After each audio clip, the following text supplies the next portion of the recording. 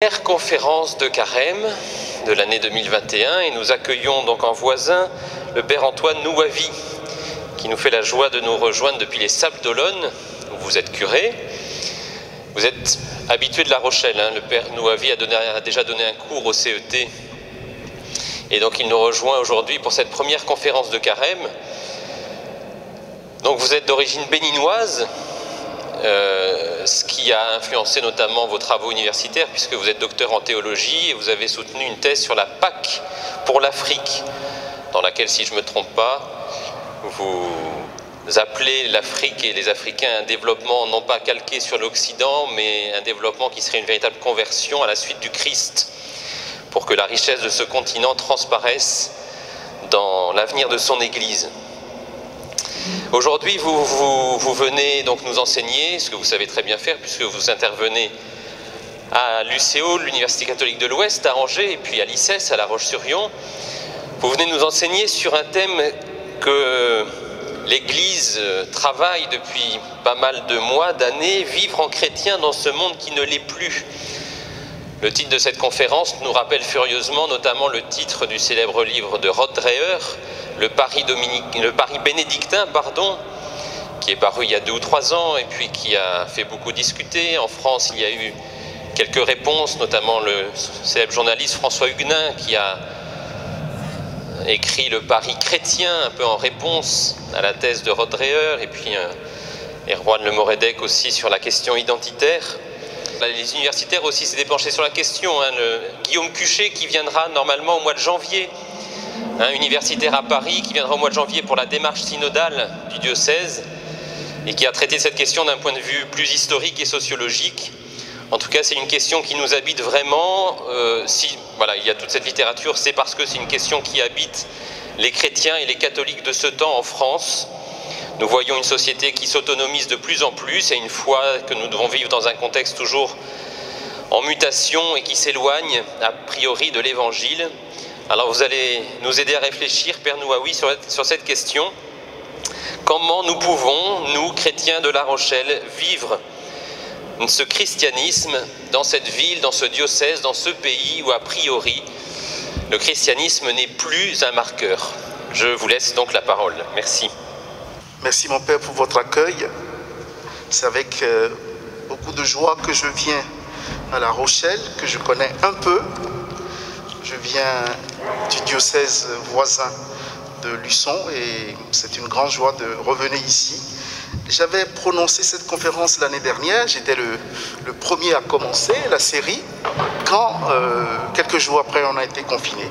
Donc ceux qui m'ont suivi voilà, vont suivre la même conférence. Elle ne sera pas tout à fait revue et corrigée, mais je vais essayer de l'améliorer un tout petit peu. Je vais enlever le masque, c'est plus simple pour moi.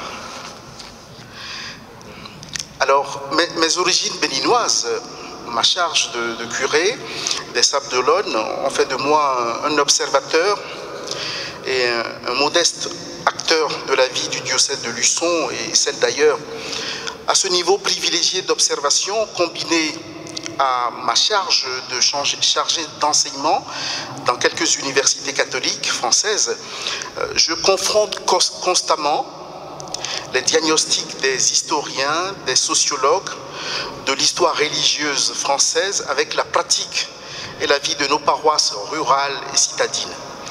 Sur le terrain de la recherche, les spécialistes ne manquent pas de mots pour exprimer la fin d'un cycle, la fin d'une prospérité, selon ces mêmes spécialistes de l'historiographie religieuse dans le monde de la recherche à l'université date d'il y a quelques années. Le phénomène que je signale ici n'est que la conséquence de ce qu'on a appelé l'esculturation du catholicisme dans la société française ou la léthargie de nos communautés et leur manque de renouvellement dans les milieux populaires. On a affaire, ajoutent ces mêmes spécialistes, à des églises diminuées et affaiblies qui sont moins demandeuses que par le passé d'histoire religieuse et plus généralement de recherche de fond plus tournée vers les recettes apostoliques en usage dans les religions en marche, qui marchent et qui pourraient être tentées, dans le cas catholique, après la parenthèse conciliaire, de faire prévaloir une politique d'ouverture des archives plus frileuse, voire franchement restrictive. De nombreuses publications, et je vous remercie, cher Père, d'avoir cité quelques-unes, de nombreuses publications illustrent cet état de fait. Parmi les recherches récentes sur la question, je cite deux, Guillaume Cuchet, que vous avez cité. Je cite aussi l'œuvre de Jérôme Fourquet, L'archipel français, naissance d'une nation multiple et divisée. Pour le théologien, une question demeure, pourtant, elle surgit à partir de l'essoufflement de la recherche en histoire religieuse dans un monde désenchanté, suivant l'expression de Marcel Gauchet, et du manque de dynamisme des communautés chrétiennes en Occident et en France en particulier. Pourquoi faire de l'histoire religieuse dans une société sortie de la religion? Cette question en appelle une autre qui intéresse cette fois-ci la méthodologie de la recherche.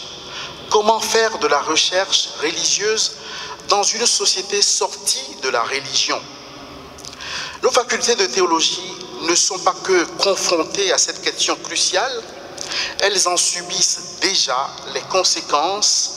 Elles manquent de plus en plus d'étudiants en théologie et en histoire religieuse. Les historiens comme Guillaume Cuchet, à l'heure du désenchantement du monde ou du lieu du mémoire comme tombeau du catholicisme français, préconisent de suivre l'objet de la recherche, l'histoire religieuse, dans ce transfert. L'objet religion traditionnelle a éclaté et s'est transformée en se modifiant dans plusieurs directions, principalement vers la psychologie, sous toutes ses formes, et dans une moindre mesure, l'ésotérisme, les nouvelles religions d'importation. Le théologien informé des nouveaux transferts de l'objet de l'histoire religieuse se pose une question de sens. Quel sens tirer de l'histoire du génie du christianisme de cette terre? Comment interpréter l'histoire religieuse dans ces transferts actuels et pour quel type de christianisme? Le théologien observateur des évolutions de l'histoire religieuse n'est pas dupe. Il sait que la lisibilité de l'histoire réelle est tributaire d'une option interprétative que certains appellent l'intrigue. Recenser les traces et les documents, isoler les faits significatifs, périodiser une séquence temporelle, délimiter certains événements clés, analyser ou supposer leurs conditions, choisir des angles de vue, tout cela relève du métier de l'historien et il accomplit à partir d'un intérêt, d'un questionnement, d'une perspective, d'une intrigue adoptée par lui pour être ensuite déplacée et ajustée au fur et à mesure. En bonne épistémologie, le résultat d'un travail interprétatif et narratif ne peut être identifié au tissu de l'histoire réelle, infiniment plus complexe. La question « quel sens donner à l'histoire de notre Église » demeure cruciale. Le théologien ne prétend pas, comme pour tirer les marrons du feu, partir des périspéties de l'histoire pour simplement annoncer le triomphe du Christ à la fin. Certes, conforté en son temps à la question épineuse de l'interprétation religieuse à donner au sens de l'histoire, saint Bonaventure, par exemple, dans le De Tribus Questionibus, a explicitement émis l'idée du progrès des œuvres du Christ dans l'histoire. Les œuvres du Christ ne reculent pas, ne disparaissent pas, mais elles progressent.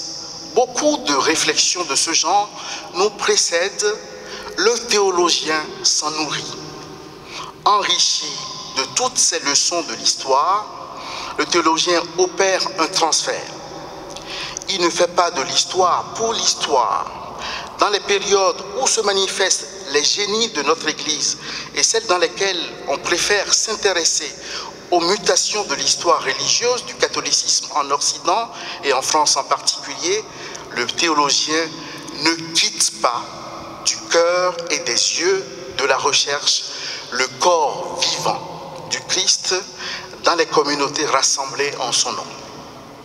Avec et par-delà les gloires, les génies, les péripéties et les transferts qui marquent l'histoire religieuse, le théologien veut nommer Jésus le Christ vivant dans l'assemblée des chrétiens qui font mémoire de lui. Certes, il est communément admis dans l'ordre de la foi et de la pastorale l'idée de la contemporanéité du Christ et des croyants rendue effective par le mystère de la résurrection. Mais encore faudrait-il percevoir ce qu'induit cette contemporanéité du Christ comme dynamique dans la vie des croyants et dans la traversée du temps de notre Église. Saint Paul faisait déjà des fidèles du Christ dans leur diversité les membres de l'unique corps du Christ. À la suite de l'apôtre des gentils, les théologies du corps mystique ont attiré l'attention sur cette profondeur du mystère qu'est l'Église, corps dont le Christ est la tête. Non seulement chaque croyant adhère à l'unique corps du Christ, mais en chacun d'eux et dans l'ensemble de la communauté se réalise perpétuellement le mystère de sa résurrection. Ce mystère est rendu effectif dans la célébration des sacrements de l'Église, en particulier dans la célébration de l'Eucharistie, pour qu'ainsi dans l'ensemble de la communauté, en tout temps et en tout lieu, et en chacun de ses membres, se réalise cette Pâque comme mystère du Christ. Ainsi, l'assemblée des croyants prise dans son ensemble, mais aussi individuellement, découvre dans la célébration des sacrements de l'Église la vérité du Christ, non pas simplement comme la transmission d'un héritage du passé, mais la vérité de ce qu'elle est et est appelée à devenir. Pour le théologien, le gage de l'espérance au cœur des changements et des péripéties de l'histoire que traverse notre Église est le Christ lui-même. Le déclin et la chute sont figures du Christ souffrant et abandonné. Avec lui, on découvre que le lieu même de la déchéance et de la perte absolue devient le lieu du dépouillement absolu. Un dépouillement qui purifie, qui libère de toutes les puissances et les gloires sur lesquelles on aurait pu compter. C'est évidemment ici l'expérience qu'a faite Job quand il s'est écrié « Nu, je suis sorti du sein maternel, nu, j'y retournerai ». Le temps de la crise et des péripéties est à coup sûr le temps de la nudité, mais assurément le temps où, dans le Christ, Dieu est sauveur parce qu'il est créateur à partir de rien, c'est-à-dire à partir de sa seule volonté et de son amour qui appelle à être. Notre histoire religieuse devient donc le lieu et l'occasion d'une désignation doxologique du Christ vivant et toujours agissant au cœur de notre Église. Je m'inspire ici de l'article de l'Américain David Tracy, la désignation du présent. La désignation du présent est en effet, comme le montre l'auteur, l'objet de conflits d'interprétation entre courants modernes, antimodernes et postmodernes. Chacun de ces courants essaie de saisir le présent ou de le récupérer selon ses propres intérêts. David Tracy fait lui plutôt appel à la mémoire chrétienne pour désigner et interpréter l'histoire. Pour répondre à la question « Comment penser et vivre en chrétien dans un monde qui ne l'est plus ?» je veux cet après-midi nommer et retrouver le Christ mort et ressuscité, toujours vivant et agissant au cœur de notre histoire ecclésiale, qui permet d'aller à la source de notre identité commune de baptisés. l'histoire comme le lieu et l'occasion d'une désignation du Christ vivant et toujours agissant dans le corps ecclésial que nous formons, a des implications théologiques et pastorales intéressantes pour le renouvellement de l'histoire de la mission. Je voudrais simplement en énumérer les implications de cette désignation en 2 points et je désignerai quelques points qui pourraient en découler. D'abord, le dépassement du catholicisme de la Restauration et d'un âge d'or perdu pour un catholicisme de la mission. Il serait fastidieux d'interroger toutes les Écritures à partir du thème de la mission, ne disposant pas d'ailleurs de beaucoup de temps pour faire cette opération. Je vais faire des sondages rapides à travers les Écritures. Une idée de la connaissance de Dieu se dégage des louanges d'Israël. Le choix du peuple élu ne s'oppose pas à l'universalisme du salut accordé par Dieu aux nations. En proclamant la seigneurie de Yahvé, le culte de Sion en vient à englober le monde et même l'univers dans ses perspectives. Le Dieu d'Israël est le Dieu des nations. Ainsi, Israël avait à se convertir à la mission de Dieu créateur et sauveur des nations, en même temps que les peuples sont invités à reconnaître que Yahvé est l'unique Dieu. La mission dans l'Ancien Testament se manifeste ainsi en une double polarité, le choix du peuple élu et la conversion des nations. Ces 2 pôles sont tous deux le fruit de la bienveillance du Dieu créateur et sauveur qui associe dans son geste de salut Israël et les nations.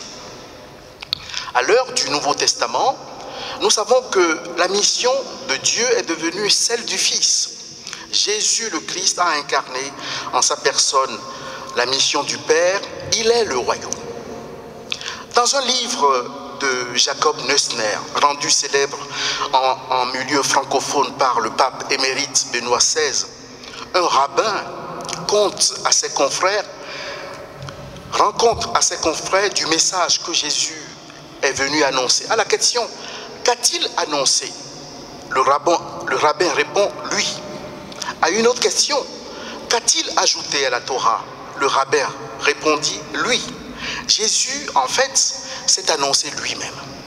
Comme le royaume advenu en sa personne, les évangiles sont les témoins fidèles de la mission du Fils de Dieu, mission auprès d'Israël, à qui il a manifesté que Dieu n'est pas seulement le Dieu des pères, il est aussi le Dieu Père dont lui, Jésus, est le Fils unique, premier-né d'une multitude de frères. Chez les nations, il a annoncé « L'heure vient » et c'est maintenant où les vrais adorateurs adoreront le Père en esprit et en vérité. Entre 1000 témoignages de la mission rédemptrice du Christ dans les évangiles, je vais en citer un seul. Dans le dialogue entre Jésus et l'homme riche, les évangélistes Saint Marc, Saint Matthieu et Saint Luc nous décrivent le regard de Jésus posé sur cet homme. Saint Marc décrit « Posant alors son regard sur lui, Jésus se mit à l'aimer » Marc 10, verset 21. La suite ne nous montre en rien l'efficacité de ce regard. L'homme riche s'en est allé. Il avait de grands biens, nous disent les évangiles. Mais tout est dit dans ce regard. C'est le regard plein de bonté de Dieu, le Père de Jésus, Jésus le Christ. Comment analyser ce regard? Comment le comprendre? Ce regard de bonté et de miséricorde rappelle une autre parole du Christ à la Samaritaine. « Si tu savais le don de Dieu ». Nous quittons les évangiles sur ce regard qui en dit long sur la miséricorde de Dieu manifestée en Jésus à tout homme et qui l'appelle au salut. Les premières communautés resteront saisies par ce regard, marquées par le mystère de la mort et de la résurrection du Christ. c'est en étant marqué par ce regard synonyme du Dieu qui crée et qui appelle en même temps au salut que saint Paul s'est écrié « Malheur à moi si je ne proclame pas l'évangile ». À des moments décisifs de l'histoire d'un peuple sera toujours posée la question « Quel Christ pour quel genre de christianisme ?» À l'Afrique, d'où je viens, la question a été posée dès le début de l'ère de l'évangélisation. Selon le roman « Le pauvre Christ de Bomba » de l'auteur camerounais Alessandre Bouidi, connu sous le nom de Mongo Betty, il fallait très vite implanter le christianisme sous les tropiques comme rempart à l'hydre bolchevique. Je cite Mongo Betty dans Pauvre Christ de Bomba, dans un dialogue entre M. Vidal et le révérend Père supérieur. Je vous conseille d'ailleurs d'aller lire les romans africains de cette période. Ils sont très intéressants pour analyser les choses. Eh bien, à mon sens, la meilleure arme dont nous puissions pourvoir ces gens contre ces idéologies de brigands, c'est encore le christianisme. Et n'oubliez pas que le temps presse, mon père. Tout va extrêmement vite maintenant. Faites-nous un petit christianisme pour Africains, n'importe quoi, mais ne vous en allez pas. Deux dangers guettent l'Église en Occident. Certes, le XXe siècle et le nôtre restent marqués par la découverte du fait culturel comme le lieu irréductible de l'identité de l'autre, de ses richesses et de ses valeurs. Cette découverte de l'autre, avec ce qu'on a appelé l'oscurcissement de la conscience européenne, peut conduire notre Église en Occident à ne plus avoir la force évangélique de l'annonce du Christ comme sauveur de tout le genre humain. Le premier danger serait celui de la renonciation, mis devant le fait accompli d'une équivalence des cultures, des religions et dans le contexte de la laïcisation de toutes les institutions, dans le cadre particulier français, le fidèle catholique renonce à annoncer l'espérance qui le fait vivre. Enfin, le deuxième danger, tout aussi grave, il intervient à l'heure de la progression de l'islam culturel et identitaire en France. Le catholicisme pourrait n'être perçu que comme un simple rempart pour protéger ce que l'Occident a de plus cher, son identité et sa culture. La survie dans ce contexte, pour certains, serait de retrouver une sorte de catholicisme de la Restauration, un catholicisme rempart et non un catholicisme missionnaire.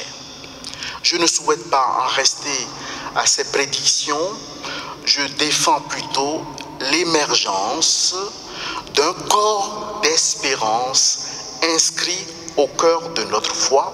J'aborde donc le point 2 de mon exposé. Elle est toujours vivante et neuve, notre tradition. Ce qui fonde la tradition chrétienne, c'est l'événement de la résurrection du crucifié. Que toute la maison d'Israël le sache avec certitude, Dieu l'a fait Seigneur et Christ, ce Jésus que vous avez crucifié.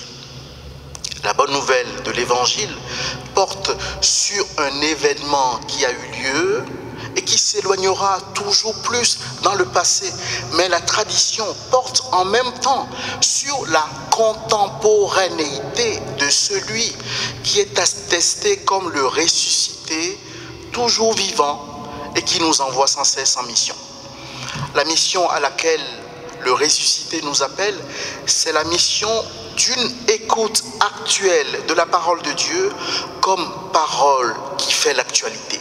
Je dis souvent à mes paroissiens, parce que souvent je constate que certains, quand ils se lèvent, ils quittent leur maison et vont acheter le Ouest France. Et je dis, c'est pas Ouest France qui fait l'actualité.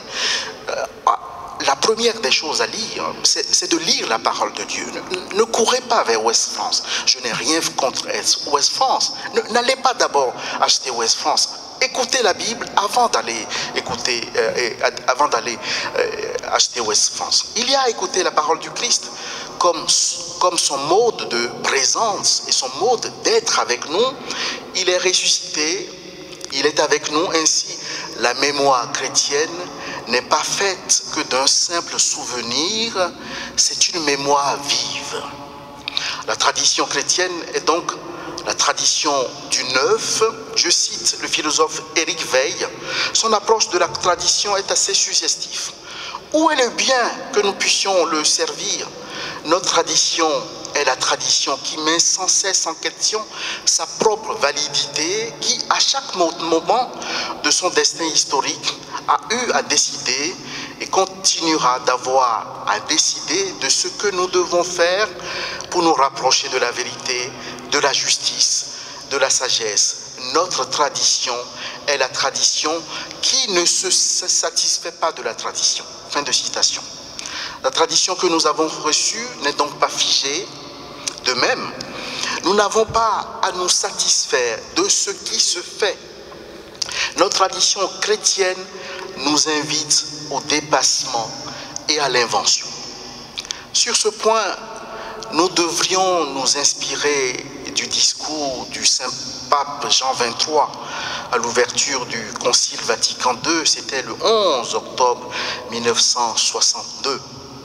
Il arrive souvent, dit-il, que dans l'exercice quotidien de notre ministère apostolique, nos oreilles soient offensées en apprenant ce que disent certains qui, bien qu'enflammés de zèle religieux, manquent de justesse, de jugement et de pondération dans leur façon de voir les choses. Dans la situation actuelle de la société, ils ne voient que ruine et calamité. Ils ont coutume de dire que notre époque a profondément empiré par rapport au siècle passé. Ils se conduisent comme si l'histoire, qui est maîtresse de vie, n'avait rien à leur apprendre et comme si, du passé des conciles d'autrefois, tout était parfait en ce qui concerne la doctrine chrétienne, les mœurs et la juste liberté de l'Église. Il nous semble nécessaire de dire notre complet désaccord avec ces prophètes de malheur qui annoncent toujours des catastrophes, comme si le monde était près de sa fin. Fin de citation. Notre communauté chrétienne est l'héritière d'une tradition vivante, dynamique, qu'il nous faut faire vivre encore. Être chrétien, c'est entrer dans cette tradition de vie, dans les lieux, les cultures qui sont les nôtres. Je voudrais maintenant énumérer et développer brièvement 4 attitudes qui devraient traduire l'inventivité actuelle de la tradition qui est la nôtre. D'abord, quitter notre tiédeur. Il n'y a pas de doute. Le lieu de la conversation, le lieu de la conversion personnelle à la mission reste une vie vécue dans la fidélité à nos promesses baptismales. Comment être missionnaire si nous ne percevons pas que la mission est la signification même du don du baptême? Emmanuel Lévinas disait « La signification ne se sépare pas de l'accès qui y mène. L'accès fait partie de la signification elle-même. On n'abat jamais les échafaudages, on ne retire jamais les chaînes. » Il nous faut donc demeurer dans le lien du baptême, dans lequel la grâce de la mission est à la fois un don et une tâche. Ici, nous pouvons décliner à nouveaux frais les freins et les blocages qui nous habitent. Pour certains d'entre nous, les blocages ont pour nom la timidité et le manque de formation. Je ne suis pas, dit certains, assez bien formé pour oser parler de ma foi aux autres. Mais voici que par le baptême, nous avons reçu la force de l'Esprit pour triompher de notre timidité et de notre peur. Rappelez-vous, quand arriva la Pentecôte, ils se trouvèrent réunis tous ensemble. Soudain, il vint du ciel un bruit pareil à celui d'un vent violent. Toute la maison où ils se trouvaient en fut remplie. Ils virent apparaître comme une sorte de feu qui se partageait en langues et qui se posa sur chacun d'eux. Alors, ils furent remplis de l'Esprit Saint. Ils se mirent à parler en d'autres langues et chacun s'exprimait selon le don de l'Esprit.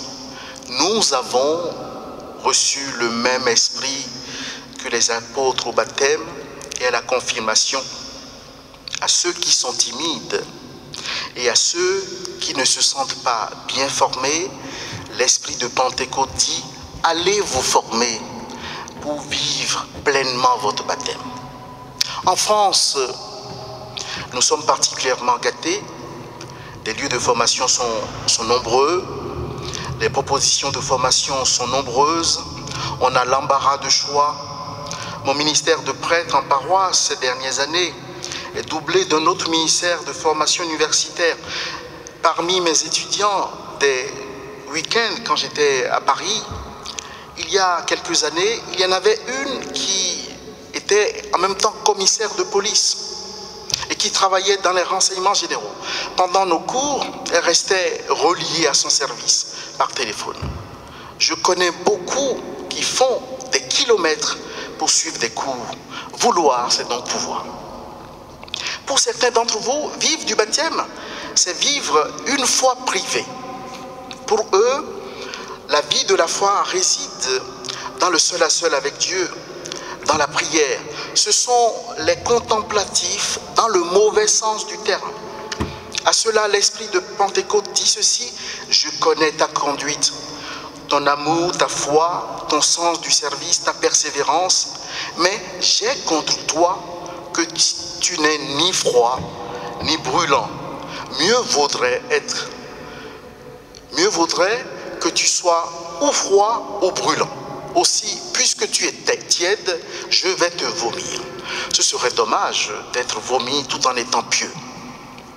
Si nous pensons trouver Dieu dans le seul à seul de notre méditation et de notre vie spirituelle, voici que le Dieu que nous pensons connaître est le même qui s'est manifesté à l'autre.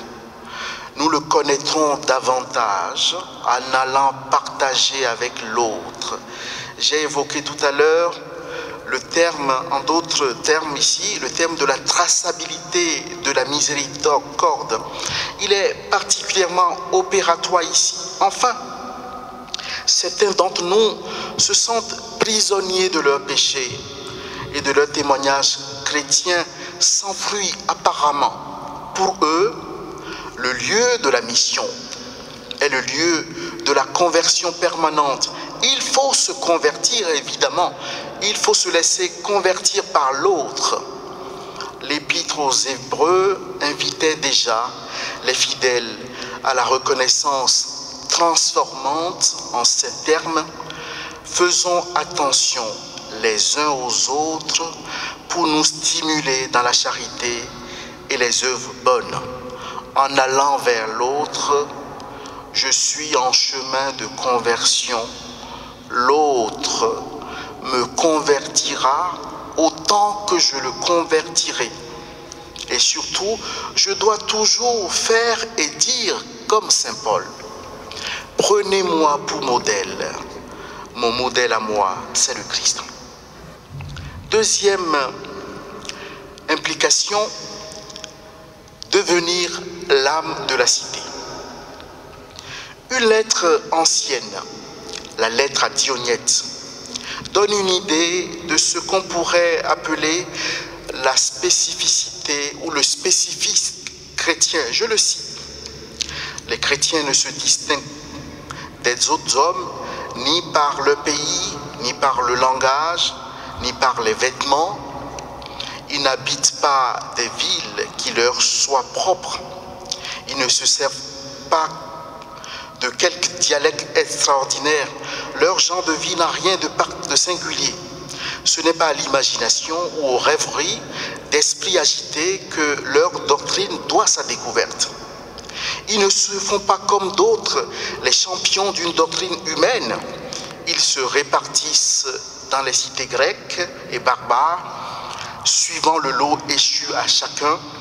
Ils sont dans la chair, mais ils ne vivent pas selon la chair. Ils passent leur vie sur la terre, mais sont citoyens du ciel. Ils obéissent aux lois établies et leur manière de vivre l'emporte en perfection sur les lois. En un mot, ce qu'est l'âme dans le corps, les chrétiens le sont dans le monde. L'âme est répandue dans tous les membres du corps, comme les chrétiens dans les cités du monde. Fin de citation. Comment être l'âme de la cité si nous ne faisons pas l'unité de notre agir social avec le lieu source de notre foi?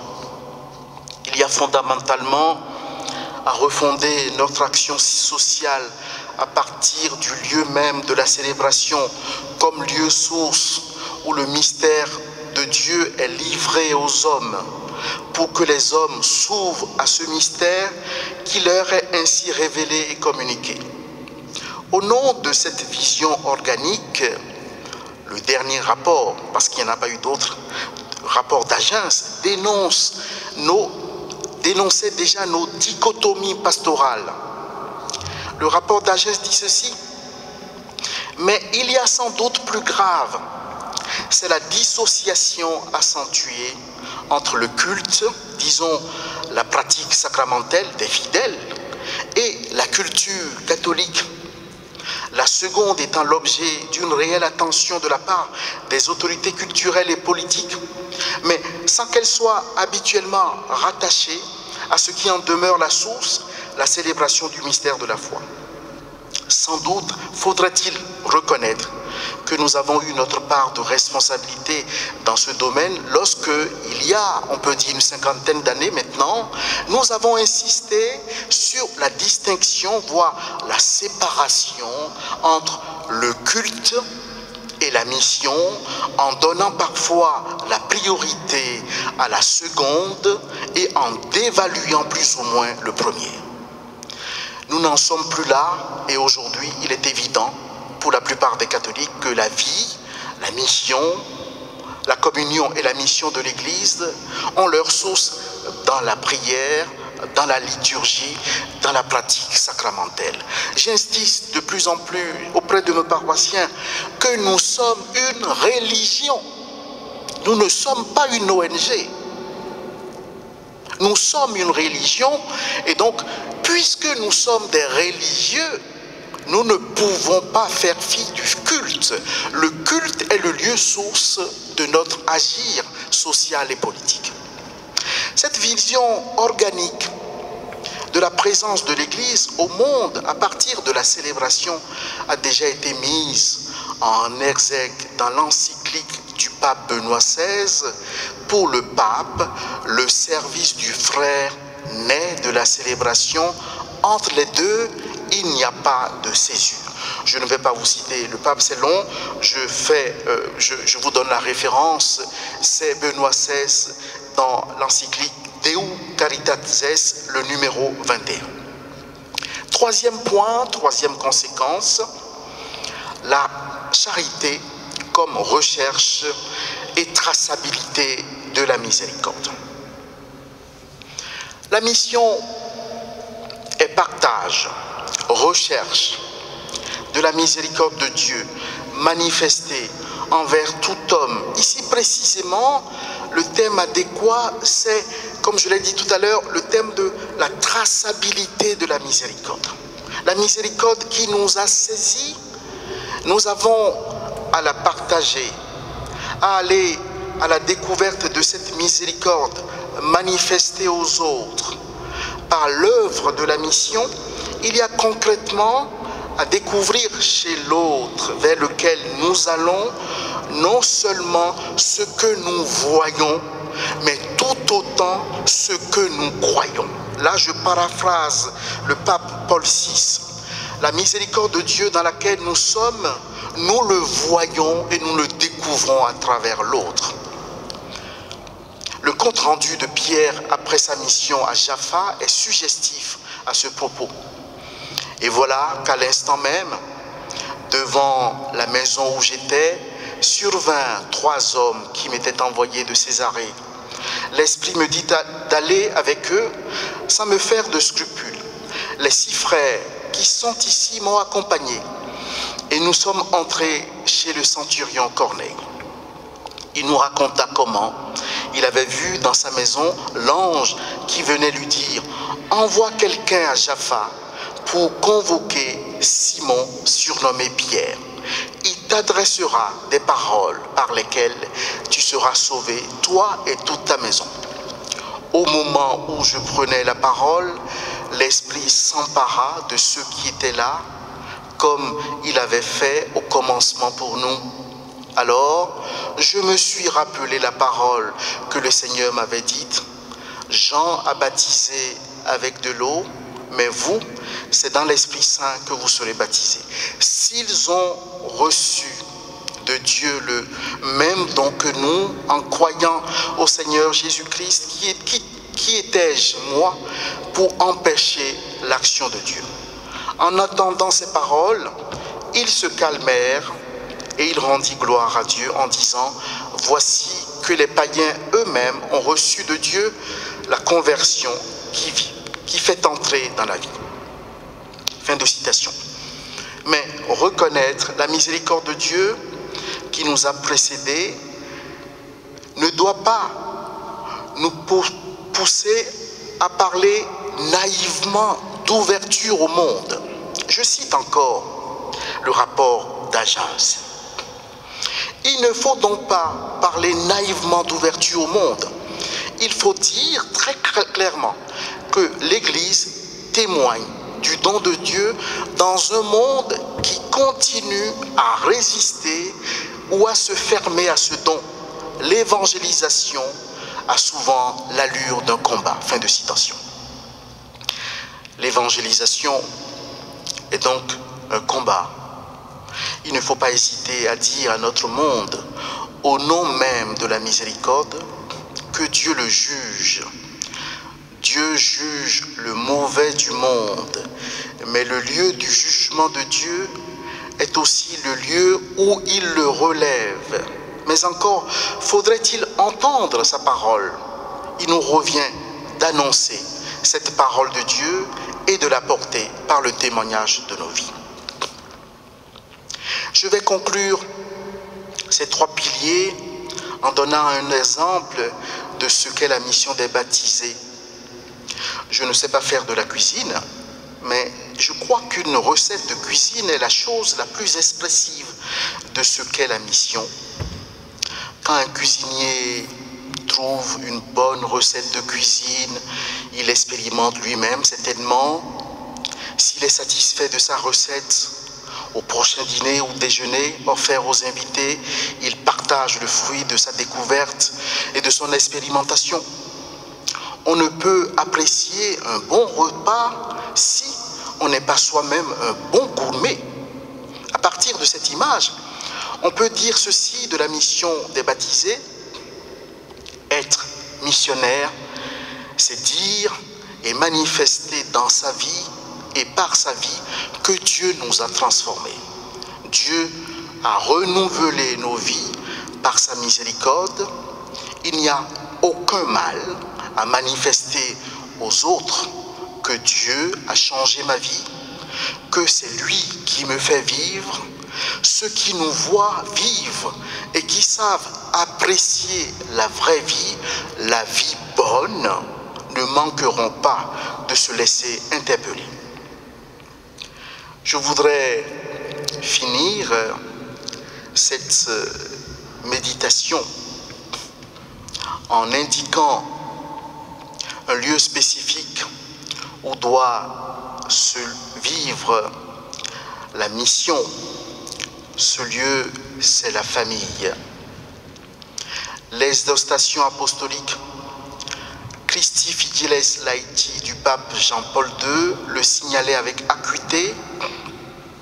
l'engagement apostolique des fidèles laïcs envers la famille et avant tout de rendre celle-ci consciente de son identité qui est d'être le premier noyau social de base et aussi de son rôle original dans la société afin qu'elle devienne elle-même toujours davantage la protagoniste active et responsable de sa propre croissance et de sa propre participation à la vie sociale. Fin de citation. Nos familles devraient être le lieu d'une particulière attention. Il ne faut plus se contenter d'être père ou mère de famille. Il faut engendrer dans la foi des enfants comme Saint Paul a engendré des milliers de chrétiens dans la foi.